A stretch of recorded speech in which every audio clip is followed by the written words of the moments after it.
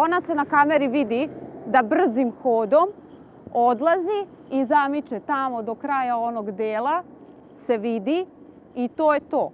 Odatle nekih 500-600 metara nismo merili, to je otprilike, je sledeća kamera. Nije bilo, uopšte nije prošla. Porodica 35-godišnje Danijele Nikolić iz Jadranske Lešnice proživljava noćnu moru otkako je u četvrtak 13. marta nestala bez traga.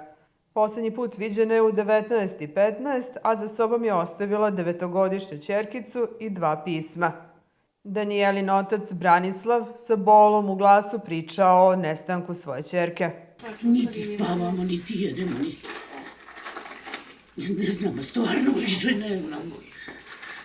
Ovo nisam mogao i ne mogu da zamislim da se dešava. Njeni najbliži su svesni da nije tek tako nestala. Već duže vreme bila je žrtva nasilja i pretnji. Njoj je bilo prećeno od dotičnog mladića i životom i da će je dete ubiti i da će je kuću zapaliti i više puta je bio prijavljivan. Našli smo punu kesu kose, pečate po glavi je imala, nedostatak kose, to može da potvrdi frizer, to može da potvrdi njeno dete. Majka, sestra i brat znali su za njene strahove. To može jedna žena sama sa malim detetom ako neko dođe mrtav pijan u 3 sata i razvali joj vrat. Nasilje nije bilo tajna, policija je znala. Međutim, prema rečima sestre, sistem nije reagovao kako bi trebalo. Pre godinu i nešto dana kad se desio incident, policija je tad pozvala ga tako kako ga je pozvala, ovo je malo mesto, zna se sve se čuje kad tad. Bio je odmah pušten, to je se nastavilo, ona verovatno mi žene ko žene, nadamo se nešto će se promeniti, ovako, onako. Danijela je i na dan nestanka bila u policiji. Ona je snimala razgovor u SUP-u, kad je dala izjavu taj dan, oni njoj nisu dali, mi to nismo našli. Ja smatram da ti ako si dao neku izjavu, pogotovo za nasilje, da ti moraš da dobiješ neki pisani dokument da si ti dao izjavu.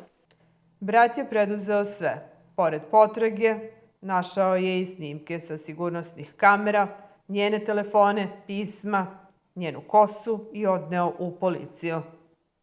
Koliko mi imamo saznanje juče što smo dobili od jednog policajca, informacije da su oni uradili sve što je do njih, a to je da su javili svim policijskim stanicama da je nestala osoba i to je bilo sve.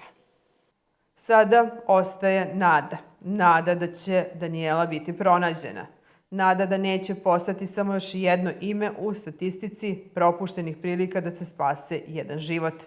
I pitanje koliko još žena mora nestati pre nego što neko počne da ih štiti.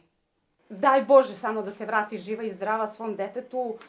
Samohrana je majka, inače razvedena, zvanično dobila starateljstvo nad detetom. Sama živi, sama plaća kuću, sama sebe izdržava, radi, brine o tom detetu.